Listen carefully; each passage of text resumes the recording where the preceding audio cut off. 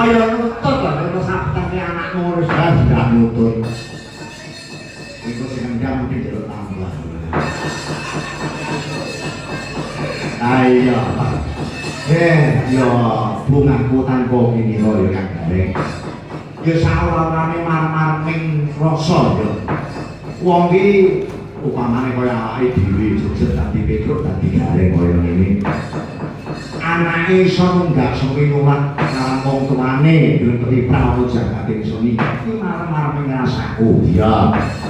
Ya tak betul anakku lanang wis karuna ngungkuli bapak. Iya, ya kudu ngono ya Tru ya. Biyen jaman nom-noman ku biyen bocahku sak masih sabetanku ya ngono kuwi. Wayang jungkir kare puter-putere ora mau wayang kok sak sinden-sindene. Biyen ya Tru iya. Sakti tae. Ya saya maju panjane perkembangane. Wah.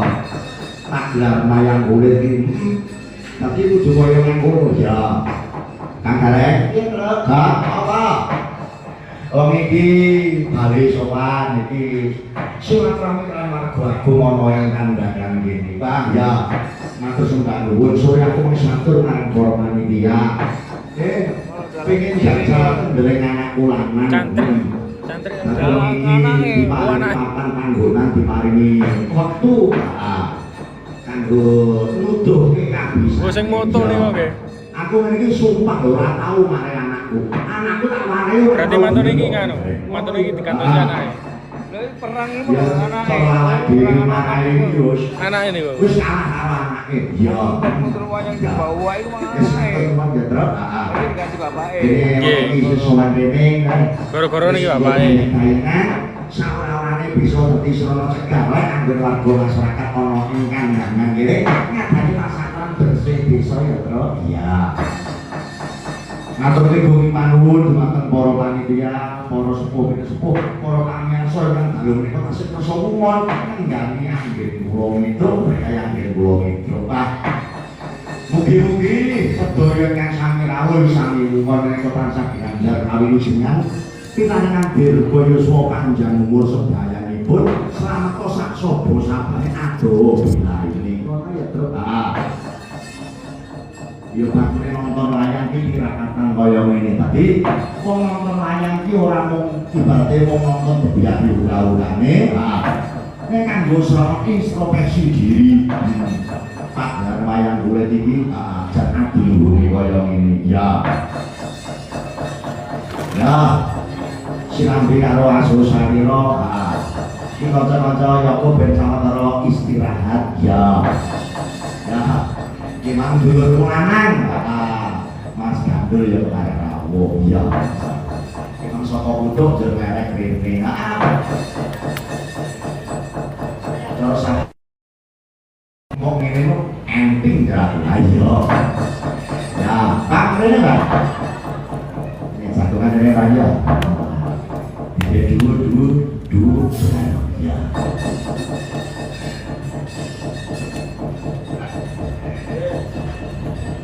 kayak dulu kita besok rapotan gitu iya sejibane wae dari mengko iso kuwi rapotan njur tak liburan Mbak liburan ya ini kok ini Mas Hendro jadi teater enggak bisa kok ya Hendro kangen Hendro jadi rencang di sana nggih Pak kula matur nuwun wong iki iso nderek wong ana kandangan kene arek sono kuduk men ya nggih menawa sangat Pak niki wau ten mriko kontrake namung limbukan iya ora kok kontrake perkara mung limbukan kuwi mung efisiensi wong iki kaya ning kandangan kene lho nyapa sampai sesuk sampai iki mang sing mayang ana pundhuk ki anakku lanang Tole Lano sukses yo Le alhamdulillah berkahipun Pak aku ki mung kari ngesuwi dalang nom-noman Kediri kok Mas Dandul saiki wis ngoten aku nek kon nututi bocah nom-noman saiki sabetane ora nutut alah ngoten Pak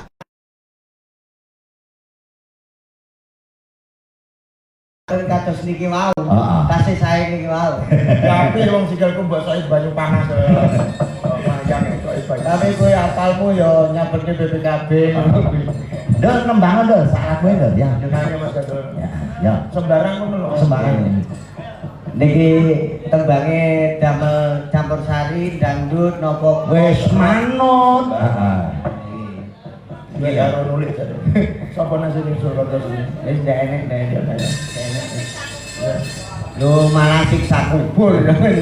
Mau arep Makatonah nang panyunane apa ya? Sisa kubur tunggaling di ini. Nganti lali aku. Oke, menawi wonten pamundutan, Pak. Wis ora ngono wis bebas wae. Sembarang. Iya, heeh. Karo sapa milih? Ada sapa ya? Karo buneku lho, karo makku ya. Karo makku enak. Ojo WA-an ae to. Ben HP macam ning ndi HP-ne anyar tak kok. Ya ampun, ya ampun. Arep COD. Ayo yuk, kene yuk. Ayo sampean bae lah. Kaya nek karo Yunuli enek Bambang aku ora penak. Alhamdulillah. Ya wis tolong karo Bibi. Iya. BBM. Ya ngaturke apa? Iki Apa? lagune apa ya? Apa ya? Nyanyi sing Oh kira-kira ya, ya. sing nabuh ora iso, sing biasane ora ngerti. Wis sembarang ngono. Wis bebas wae ya, monggo. Oh nyune pipise nelongso. Nah, nggih. Upos kok wis. Wis jare diairi lho sajane. Ganti lho. Iki bote niku ya Pak, kirang setunggal iki bote. Oh. Keturunan jarane. Walah, Dewi sitoke saiki genti-genti gentengan lho tekan iki turu. Kok yo ora digugah lho, Cah? Bene wong sing iso turu kok. Iya. apa iki sandelane naktirku sing jake sliramu eto ati eto ati Wis kadung mati rasaku. Kemas hilangku. Becik. Nyapa kembang? Kok Kok dadi ketek? ora kok gunung abang bapakne gandul. Mas ini kan Dono. yo, iki mau semuanya Mau awet sore to, Mbak. Ini tak ngerti perjuangannya seorang lelaki. Ini lho. Saune ngene iku kono. Wes enggak, lupa lama. Rasa nice. Wah. Lah dia tambah sensasi main petang pulau. Saka uripku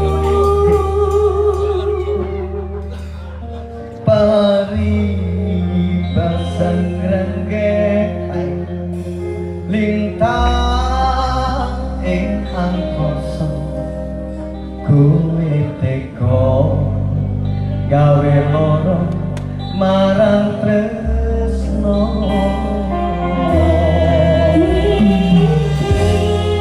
Bisaku diliane omongku sepurane yen gawe loro hatimu.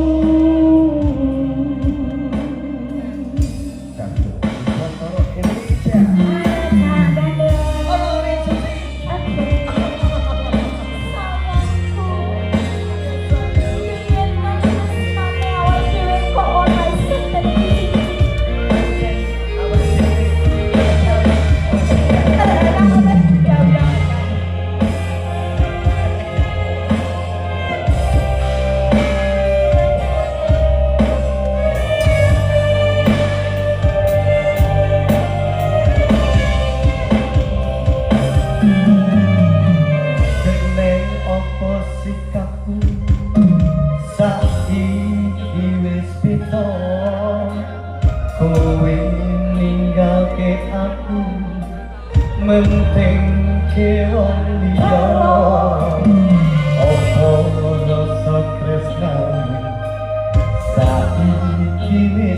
tresno kaya lumut ing pinggir sing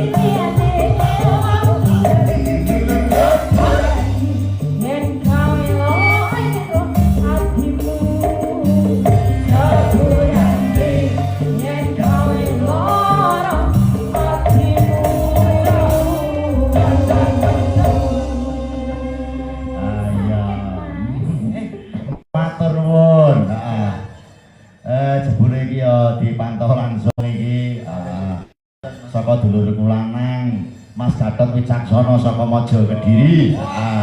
Rencang niku, Pak. Ya. Wah, ya. Iki matur suwun, nyuwun gedeng podang kuning liwung, kutha Blitar. Akeh men to, Kang. Saking Cakres sate, ngesake serampat ya. Ya badhe dipinangkane iki pamundane Cakres iki. Iya. Iki Pak Kris bakul sate ngono Mas. Nggih, nggih.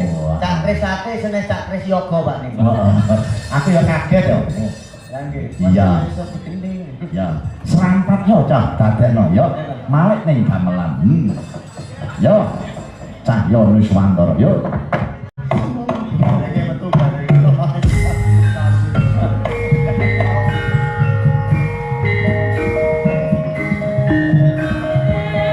Selesai konsul manang Cakres Sate. Menika pamun butanipun. Serampat yo cah.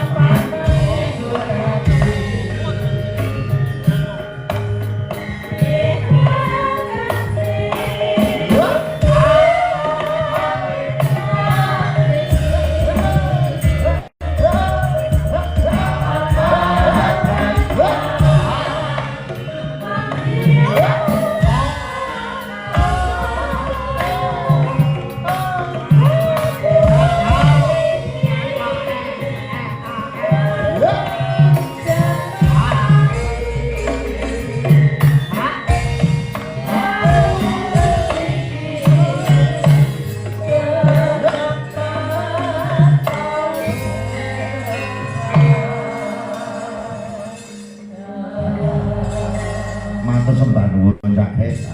Gimana? Oke saged dados jamining sayang. Yo ditum rata ya. Bang, Nggih. ya. Jane nggih sok-sokan.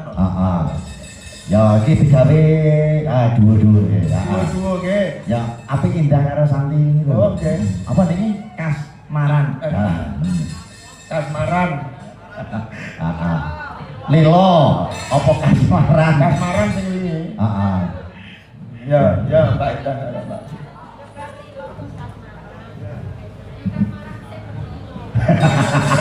Alah kalem to ya. Menang. Harus ya. Ya. Menara cerita. Suka. Kalem. Oke, ya.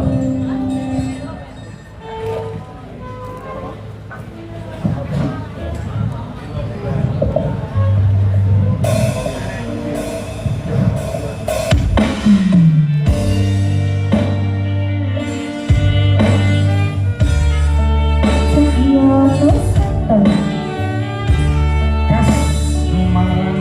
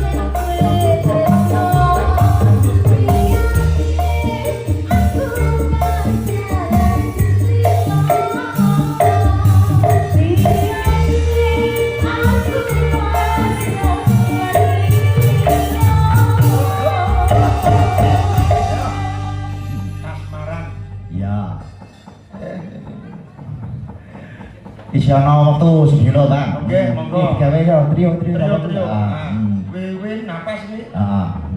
Wiwin, Mega karo Luli. Luli. Ah. Oke, ape-ape nih Pak. Api-api rumah kamu barang. Api-api. Nah ini podo sak botol kanti daeng. Anu ki sopan. Alhamdulillah eling seneng kumbang. Yo kowe nesu neh to Li. Dikira. Ora usah nesu. Kowe lek nesu raimu mingkup lho. Anu, wis prahara rumah tangga wis digone kene. Mas Ilham, Mbak Wiwin nyuwun sumandi. Oh. Sama kenal-kenal. Sumanding. Ya.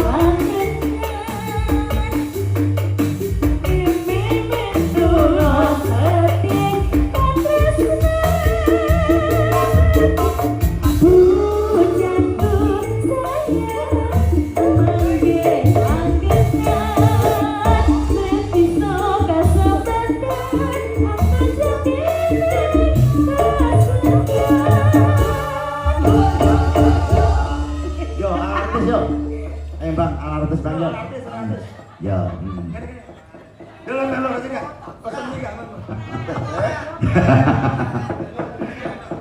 Ya. Ya iki dijol iki kanggo Mak Faton spesial. Ya. Suka ya diaturke.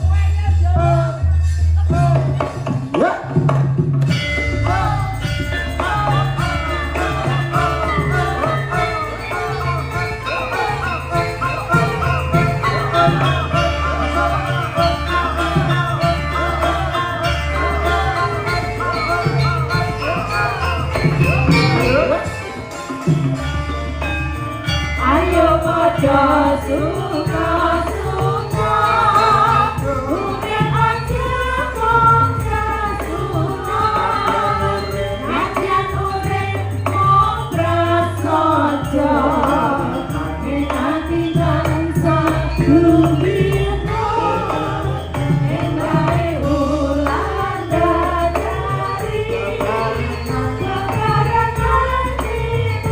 hati hati.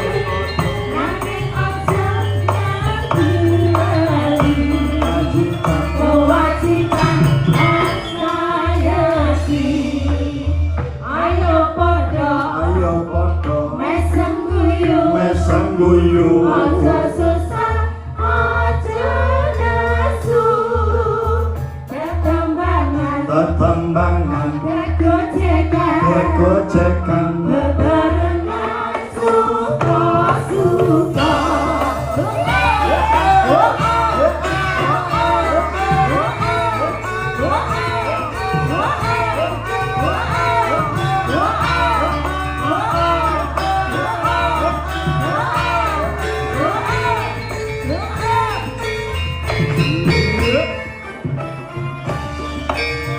Ayo pada suka-suka, urip aja dan Rasulullah, nadyan urip mau prasaja, ning ati tansah gembira, endahe wulan dadari, kebarengan trimo rati, ranting aja kanthi lali, kewajiban asayati, ayo podo mesem guyu, aja susah aja nesu, ketembangan kegocekan, bebarengan suka-suka.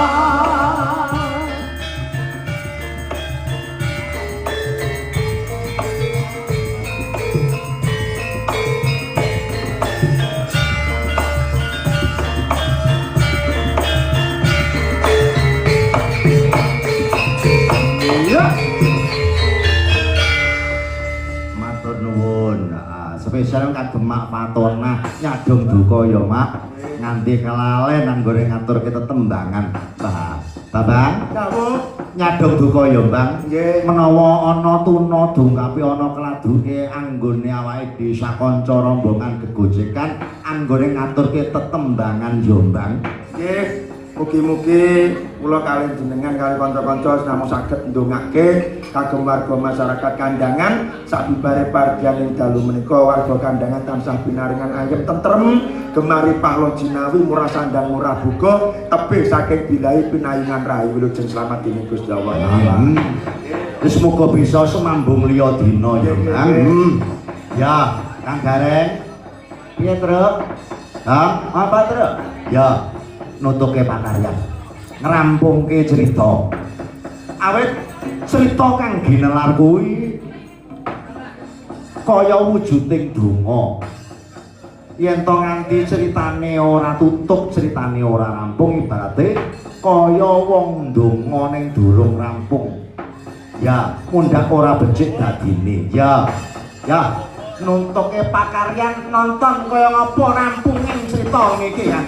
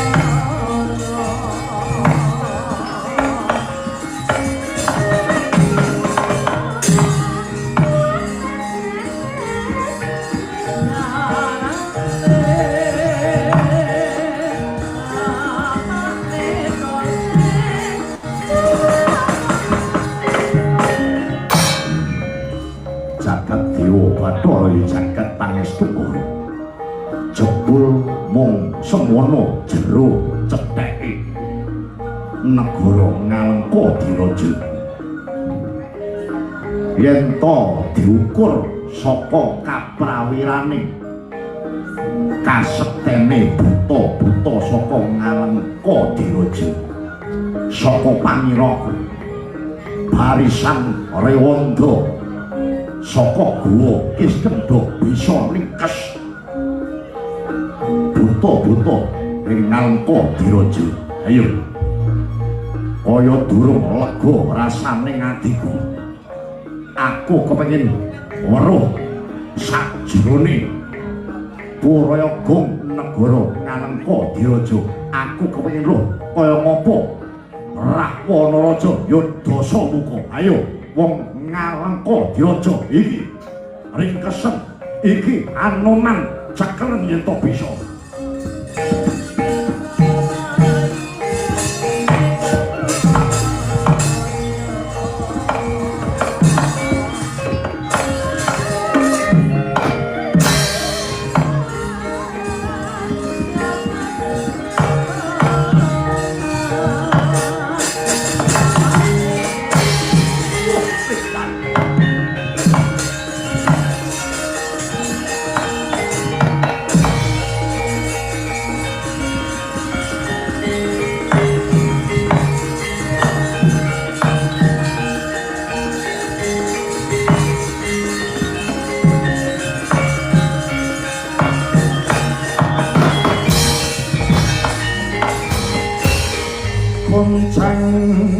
Kanjeng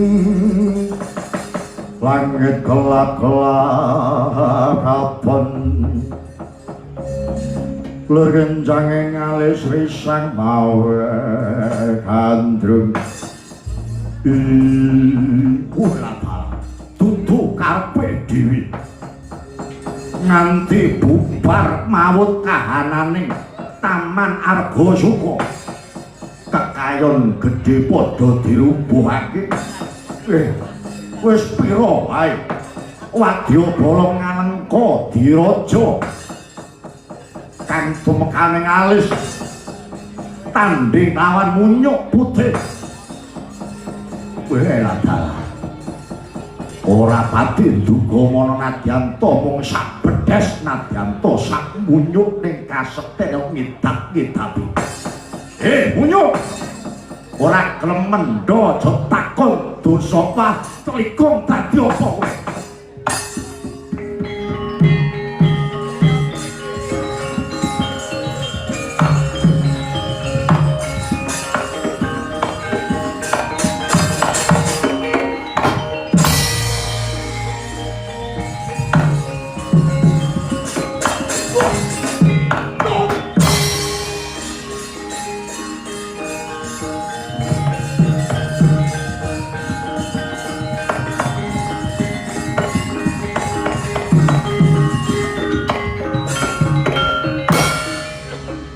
boleh dimunyuki.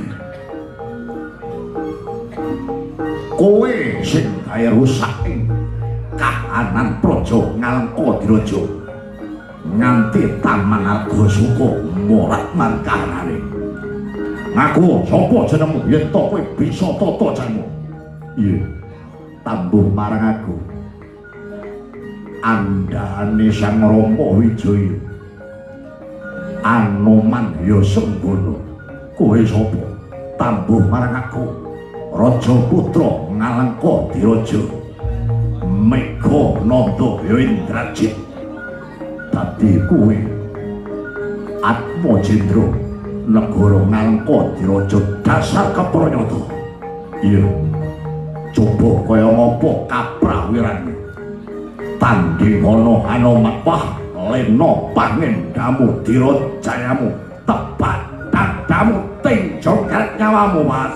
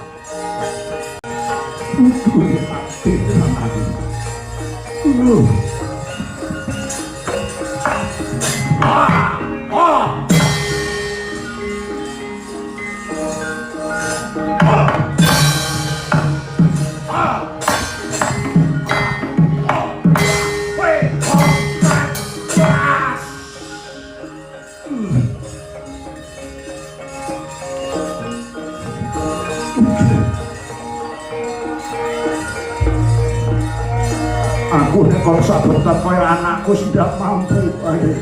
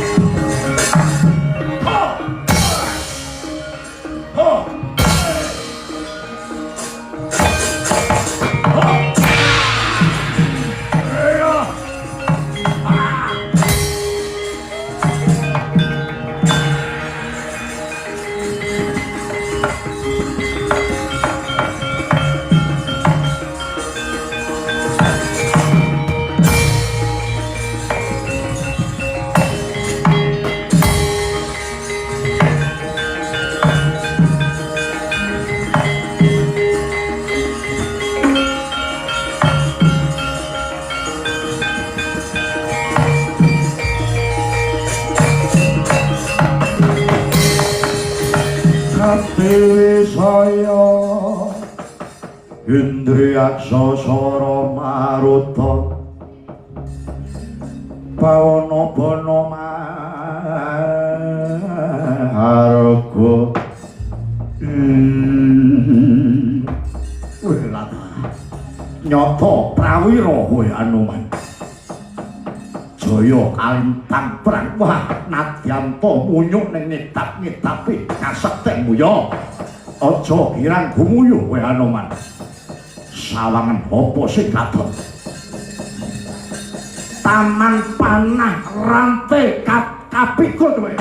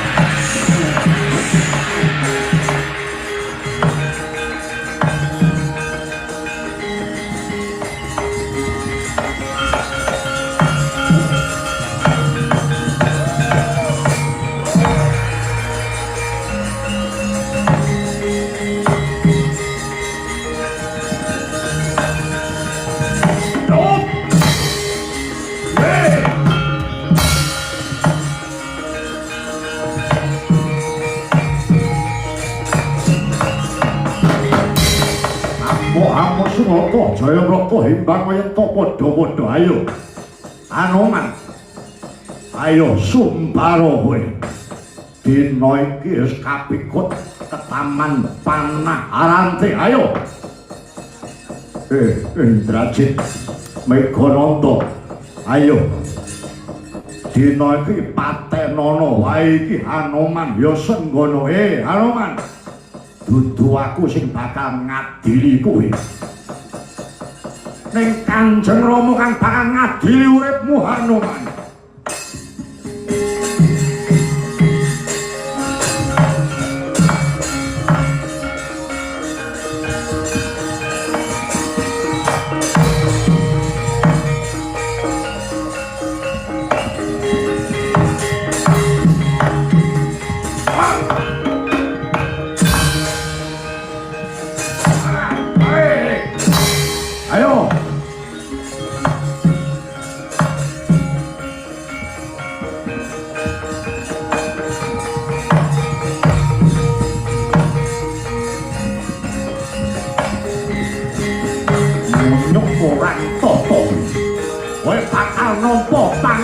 saka Kanjeng Rama ayo yo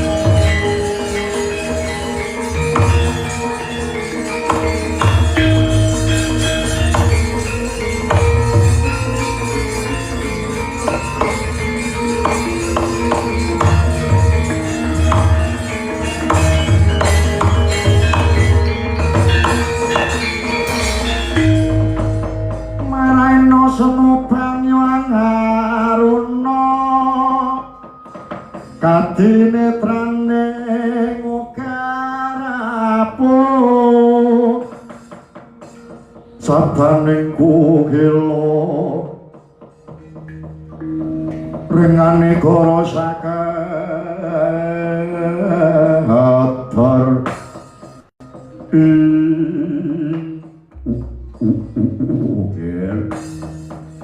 ame pasang Kalimantan tinebena ing Iladuni tinabena ing Kalangkoang Giten kula atur enget geger angger anak Prabu Rawana Raja dinten samangke angger anak Prabu sampun ngawuningani piyambak unduh-unduhaning lampahan anggenipun anggerana Prabu Dasamuka Nidra rekan Warasinta garwanipun Sang Rama Wijaya dinten samangke Sang Rama Wijaya utusan Rewanda wanara kang aku Sikaseta ngrisak tatanan negari Ngalengkadiraja ngrisak wewangunan negari Ngalengkadiraja menika bedhesipun mung setunggal menika kethekipun tasih setunggal nggih mang penggale upami kok Sang Prabu Rama Wijaya menika ngretaken Madyabala Rewanda ngalengka dibuyuki kethek ban ngalengka dibiyuki Rewanda kados pundi kananipun Ngalengkadiraja dinten samangke Mantrastana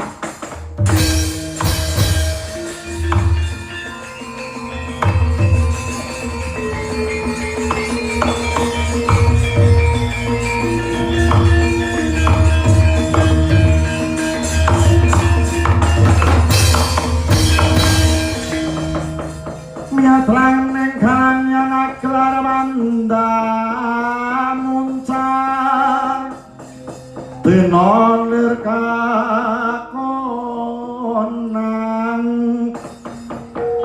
suram soro depan badang kasolan pacaring purnaming gegono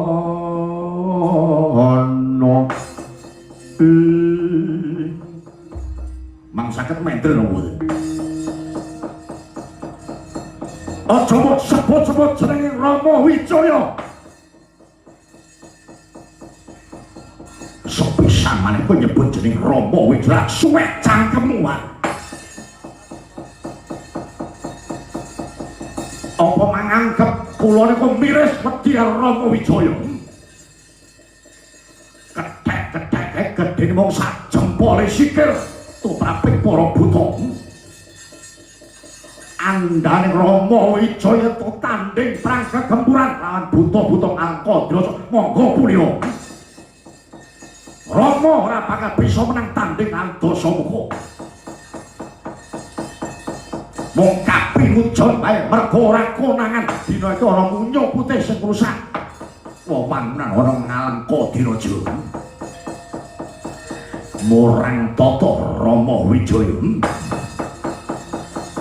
dina samangkung munyuk putih kae kudu dicekel.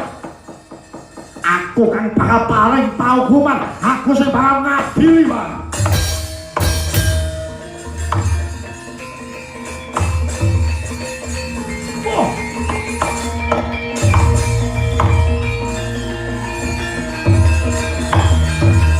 Kanjeng Rama, kula ingkang suwan Kanjeng Rama. Hei! Weh, lah, Pak.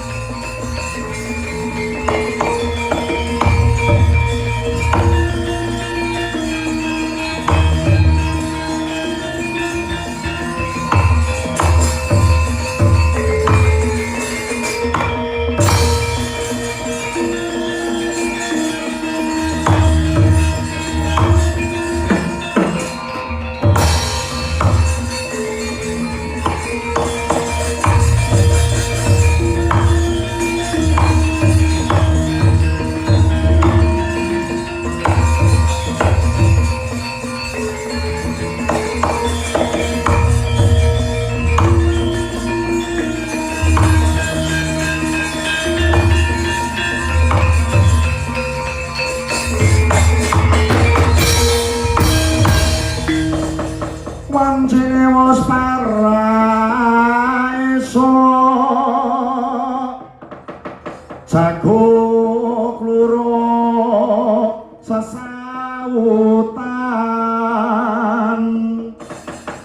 wancine wis kagatenjang pramongtane sing kota nyambut kaldi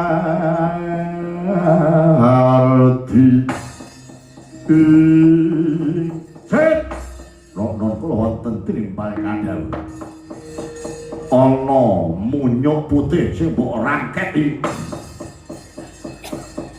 apa iki inggih menika andhanipun Sang Rama Wijaya ingkang damel risak ing Taman Argasuka latah kowe bedhese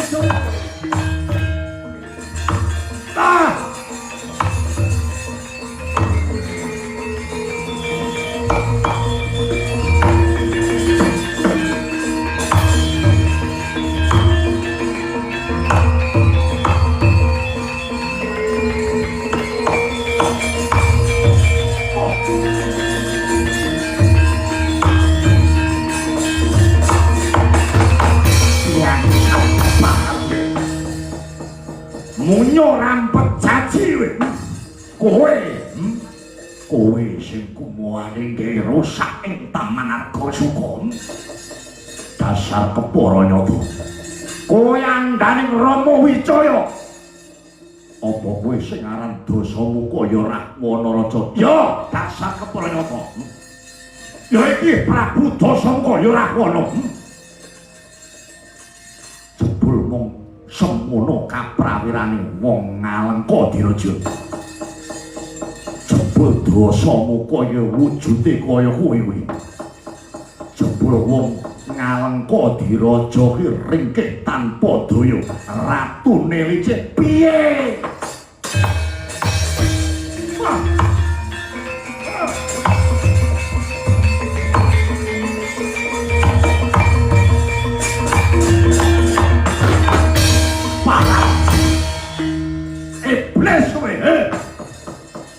anggit ngopo kaya wani ngina kawan panjenengan ingsun aja mbok senggo kowe wis menang tanding karo wong Ngalengka diraja Anoman dina iki pungkasane nyawamu dina iki pungkasane kowe bisa nyawang padanging srengenge cek non kula wonten timbang kang dawuh munyuk putih iki gawanen menyang alun-alun munyuk putih ki apa ngono alun-alun dadi tontonan iki mudar kowe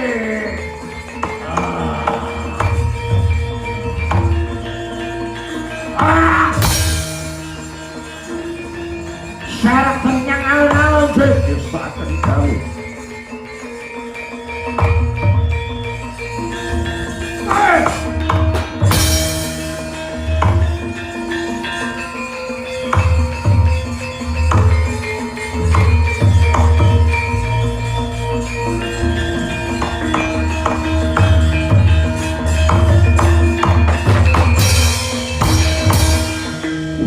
Kados pundi nggih lampan menika.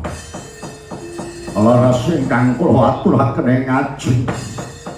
Anggen paduka nyidra rekyan wara sinta boten urung ing tembelipun.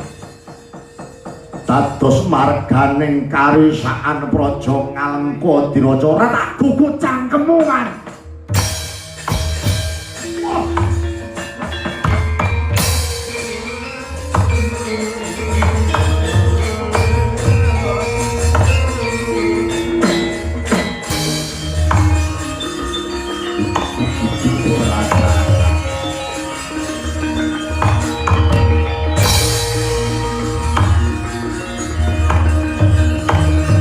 Ayo cepatno kayu matano ning alun-alun Anoman yopo ayo cepatno kayu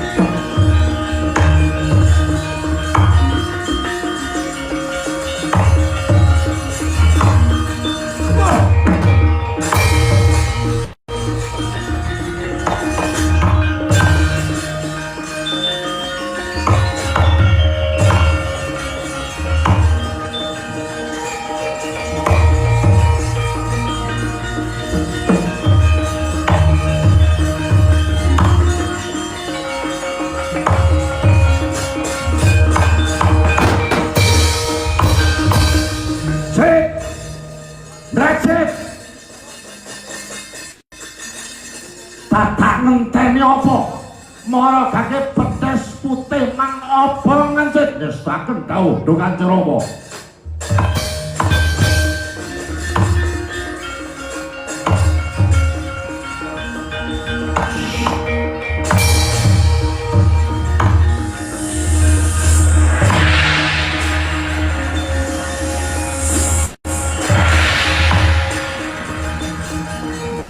Motar kowe Anoman, mati kowe Anoman.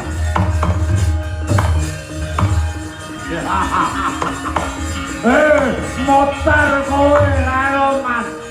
Rama Wijaya. Andamu motar kang Kodiraja.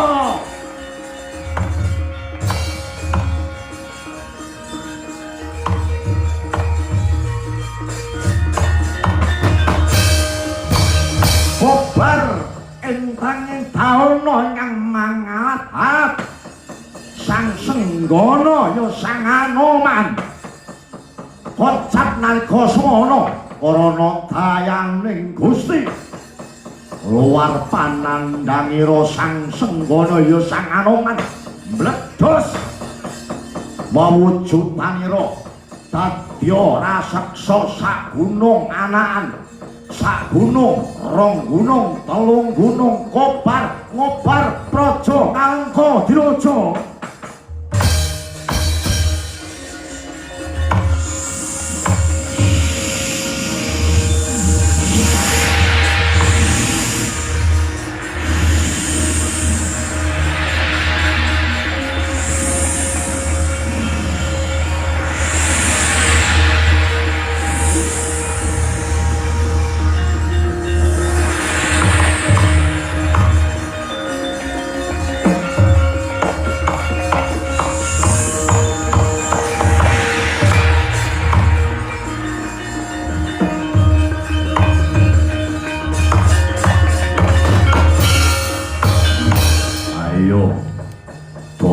Muka sawangan apa sing kadon wujud aku dadi brahala sakmene gedene. Kowe wani nyumbari ratu Gustiku. Upama dina iki aku diutus ratu Gustiku kanggo bumi angus besmi nalika diraja bakal kasebadan. Ning dina iki sawangen keratonmu bakal obong. Kutha raja tanggung musak masih dadi au. Obong.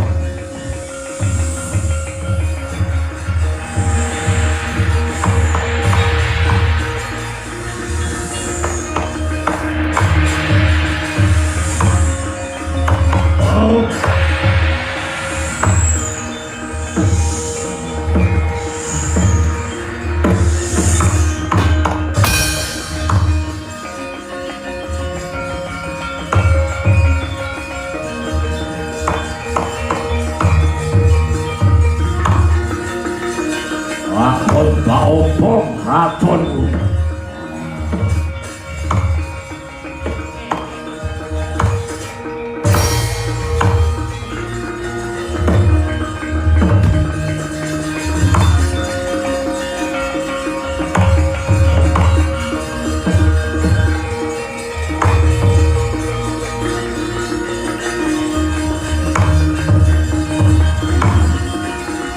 Oh.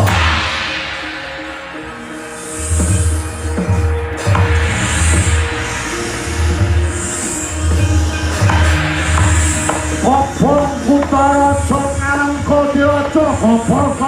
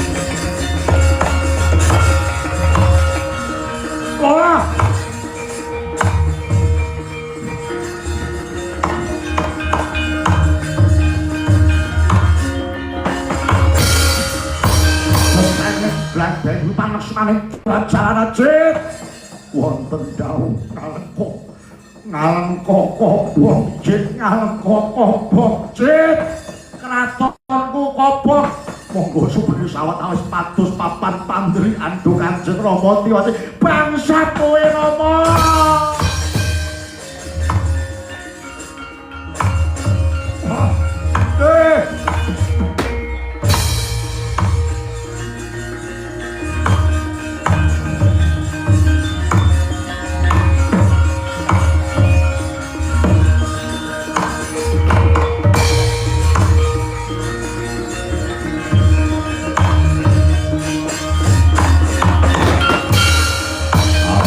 Amo Sumarata Jaya Mrata imbang ento padha-padha.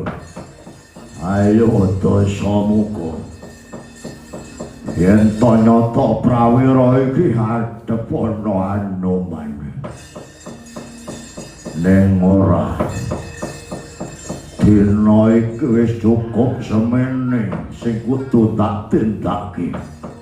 Perintahe Ratu Gustiku aku wong den utus njajaki sepira jerut cetheke praja ngalengka nontone kaya ngapa kaprawirane wong ngalengka diraja wis cukup aku mangerteni wis cukup aku mangerteni ngalengka diraja.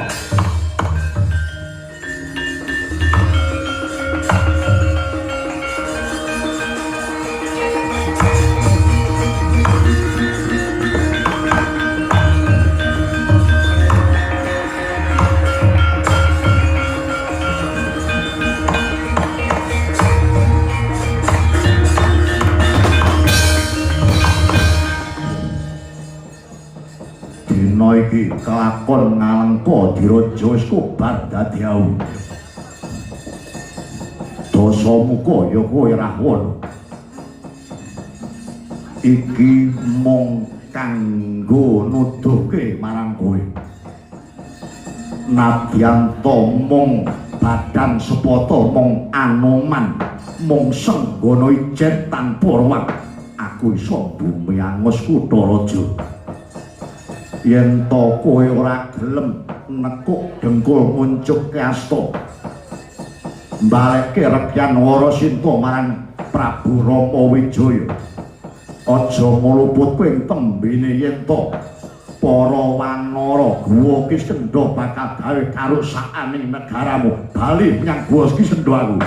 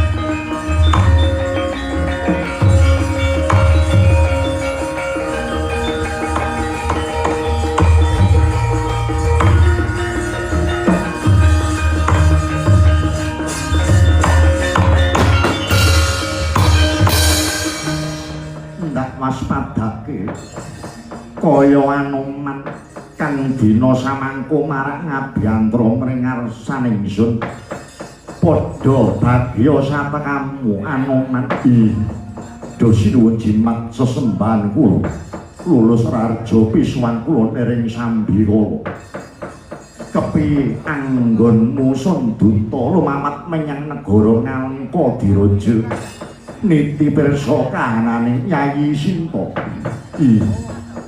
kepareng matur sewu lepat mugi diagung pangaksama dosi nuwun nalika kula lumawat manpan ing negari Ngalengka diraja estu Gusti kula putri Rekyan Warasinta mapan wonten salebetipun taman ingkang wilastan Taman Argasaka dadi bener lamun ta dina samangka Yayi Sinta kuwi mapan ana ing negara Ngalengka diraja Anoman inggih ngestuaken dawuh kaluhuran kula ingkang dados dawuh pangandika paduka dosi nuwun apa jeneng sira aturke Sasutya Sutaludira marang Yayi Sinta inggih sampun kulestaken menapa ingkang dados dawuh pangandika Paduka. Malah kepara dinten samangke Gusti kula putri Rekyan Wara Sinta ngaturaken wujudipun Kancing Gelung kunjuk wonten ngarsa Paduka ingkang sinuwun para gage endi wujuding Kancing Gelung Anoman monggo kula atur nampi do sinuwun.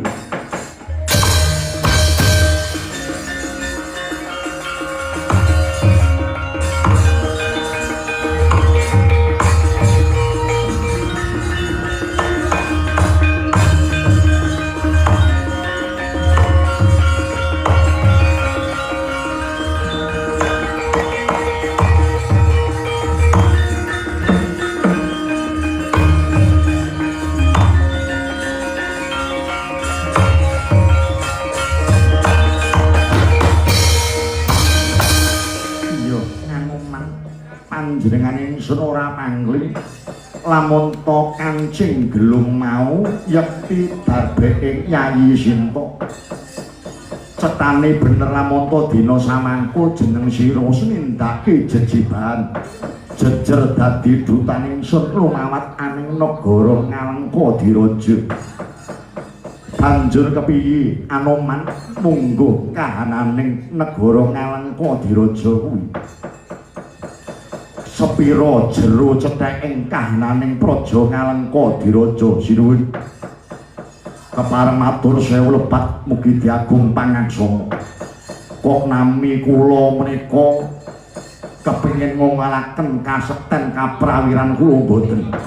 Upami kok nalika semanten Paduka ingkang sinuwun paring dawuh dhumateng Senggana kinen mboyongi Rekyan Wara Sinta tartamtu dinten samangke Rekyan Wara Sinta sampun kula boyongi langsung wonten madyanipun negari Guwa Kiskendha menika. Nanging rene nalika semanten Paduka ingkang sinuwun menika mung paring dawuh. Kula mung sadherma kinen njajaki jero cethekipun negari Ngalengka Diraja. Lho dinten menika nalika semanten estu kula jajaki kula kepengin mangertosi sepinten to kekiyatanipun negari Ngalengka Diraja. Estu do sinuwun negari Ngalengka Diraja menika wadya balanipun raseksa kawulanipun raseksa sedaya ingkang mapan wonten negari Ngalengka Diraja menika raseksa. Nanging do sinuwun sareng kula jajaki sareng kula tataki kaprawiranipun para raseksa negari Ngalengka Diraja. Nuwun sewu kepareng matur sewu lepat mugi diagung pangaksam. Menawi dinten samangke Paduka ingkang sinuwun ngrekaken wadyabala rewada kula pitados perang gegempuran antawisipun wadyabala rewanda mangke lumawan wadyabala raseksa. Wadyabala rewanda ingkang badhe unggul yudha do sinuwun.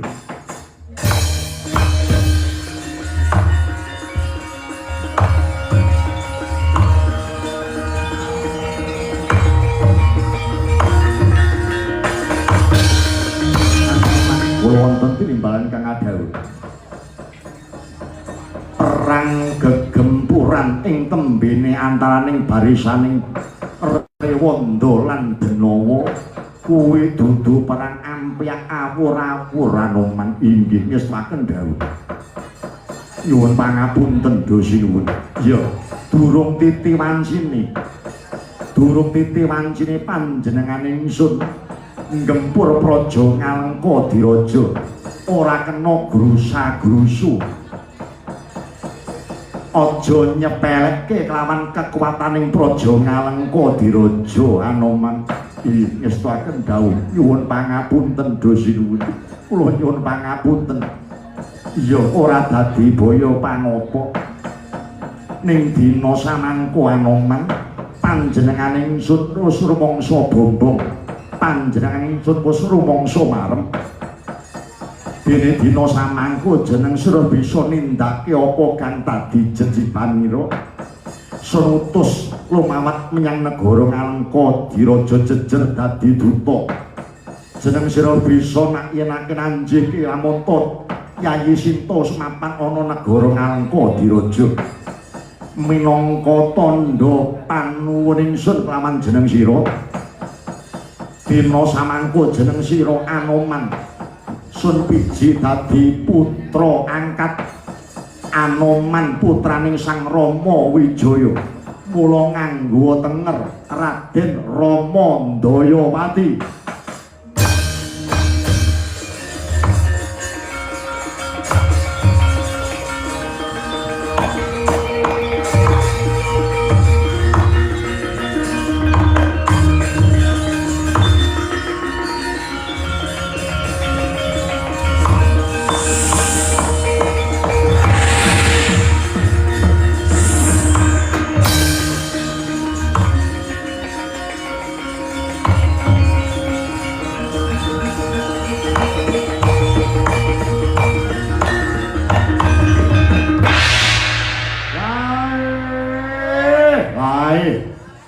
Bagagak ugak sadulita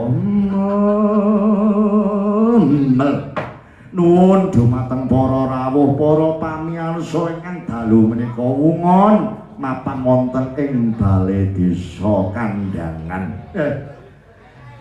Dinten menika sampun paripurna kababaring lampahan Anoman Duta. Mugi-mugi srana kababaring lampahan menika dados srana pandonga kula dalasan panjenengan sedaya.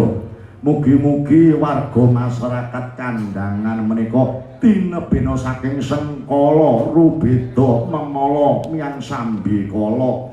Sakungkur kula Semar saking Gringging ingkang kantun ing papan mriki mung raos hayu hayem tentrem murah sandang kelawan tangan. Sedaya pinaringan seger kewarasan, sedaya diparingi dirgayuswa panjang umur, sameta saksaba sabane adawa bilaine akeh rejekine.